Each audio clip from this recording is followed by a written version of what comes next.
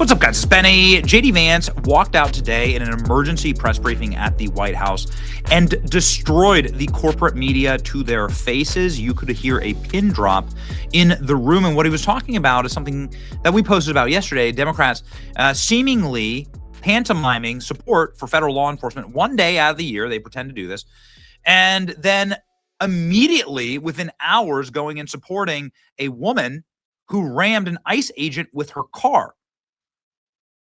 You can't have it both ways. You can't do both. You can't have a candlelight vigil right here. Look at all these dorks. Candlelight vigil for January 6th, talking about an attack on our democracy, attack on federal law enforcement, and then go support a woman that tried to kill federal law enforcement and say that the ICE agent was bad because he just wanted to stop from being killed. And this is what JD Vance, by the way, brand new JD Vance meme dropped. That's what JD Vance said at the White House today, and what it is an absolute masterclass against the Democrat media. 2 straight minutes of pure scorched earth. And I got to tell you, man, if JD is doing just the presidential trial run, you've never seen a vice president engage like this with the American public and with the media. This has just been something to see. And today, I think you'll agree with me. When I was actually walking out here, somebody sent me a photo of a CNN headline about what happened in Minneapolis. And this is the headline. I'm just going to read it.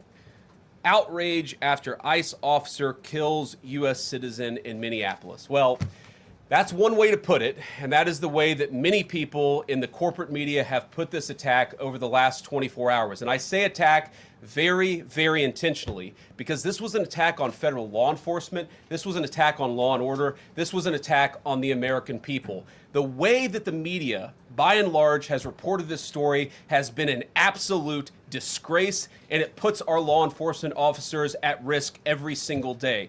What that headline leaves out is the fact that that very ICE officer nearly had his life ended, dragged by a car 6 months ago, 33 stitches in his leg. So you think maybe he's a little bit sensitive about somebody ramming him with an automobile? What that headline leaves out is that that woman was there to interfere with a legitimate law enforcement operation in the United States of America. What that headline leaves out is that that woman is part of a broader left-wing network to attack, to dox, to assault, and to make it impossible for our ICE officers to do their job. If the media wants to tell the truth, they ought to tell the truth that a group of left-wing radicals have been working tirelessly, sometimes using domestic terror techniques to try to make it impossible for the President of the United States to do what the American people elected him to do, which is enforce our immigration laws. The President stands with ICE. I stand with ICE. We stand with all of our law enforcement officers. And part of that is recognizing that you people in the media, not everybody in this room, but many people in this room have been lying about this attack. She was trying to ram this guy with her car. He shot back. He defended himself. He's already been seriously wounded in law enforcement operations before, and everybody who's been repeating the lie that this is some innocent woman who was out for a drive in Minneapolis when a law enforcement officer shot at her, you should be ashamed of yourselves. Every single one of you. Questions? Thank you, Mr. Vice. Just an absolute masterclass by JD Vance. This is how it's done.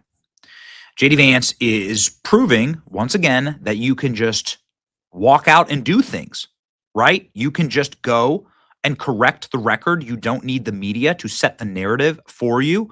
This is how it's done. JD Vance, I want every ICE officer to know the president, vice president, and the entire administration stands behind them. These radicals assaulting, doxing them, threatening them. Congratulations.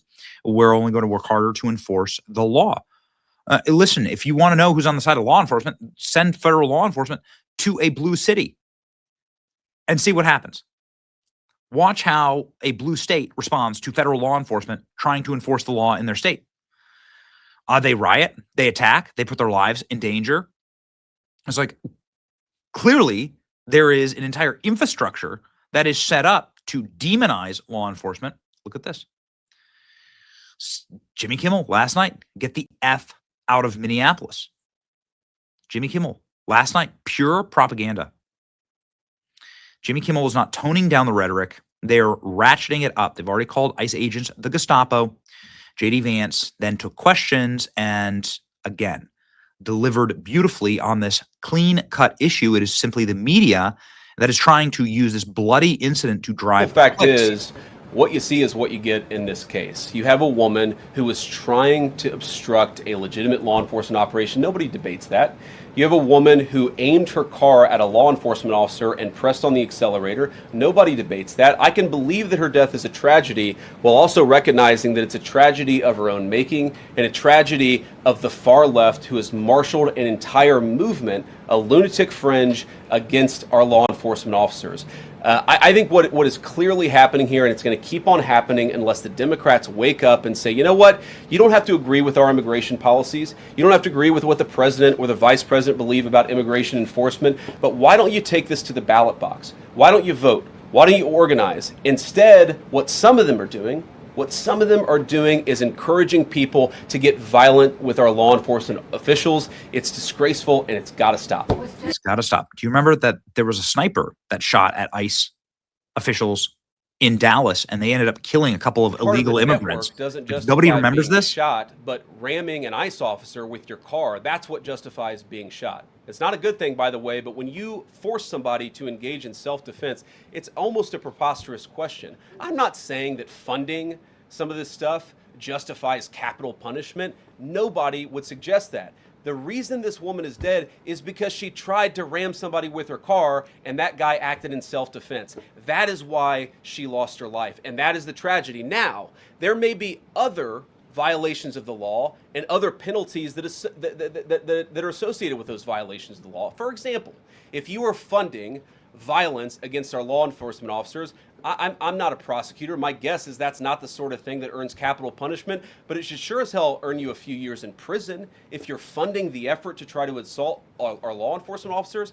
What is, I'm sorry guys, what's going on here? You guys are meant to report the truth. How have you let yourself become agents of propaganda of a radical fringe that's making it harder for us to enforce our laws? You just asked me a question that presumed that the reason why this woman died is because she was engaged in legitimate protest. She tried to run somebody over with her car, and the guy defended himself when that happened. Next question. JD Vance was pissed. It's What we great to have a see it. responsibility Honestly, to do is to protect the people who are It's the kind of enforcing energy the you gotta law bring and protect in the a moment country like writ this. large. Whether you're Democrat or Republican, you deserve to have the people's laws enforced in the United States of America. Now, again, I'm not happy that this woman lost her life. I'm not happy that this woman was there at a protest violating the law by interfering with a law enforcement action. I think that we can all recognize that the best way to turn down the temperature is to tell people to take their concerns about immigration policy to the ballot box. Stop assaulting and stop inciting violence against our law enforcement officers. That's the best way to take down the temperature. And we're not going to give in to terrorism on this. And that's exactly what's happening. People trying to antagonize, to commit acts of violence. They throw bricks at them. Sometimes they shoot at them. Sometimes they dox them. Sometimes they go to their place of residence and harass their families. This is classic terrorism. And we cannot say that when a far left fringe is inciting violence against our brave law enforcement officials, that we're no longer going to enforce the law. That's rewarding the very people who are engaged in this garbage. The actual reward that they just got is a new assistant attorney general who is going to prosecute and investigate this stuff even more aggressively than before. I like seeing pissed off JD.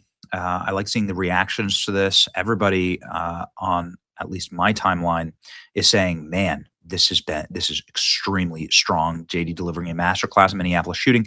Fox, CNN, to their credit, have carried the entire presser from the White House. MSNBC didn't take 1 minute of it. I've seen a lot of dishonest coverage in the media during my time in politics. The last 24 hours has set a new low, says JD Vance.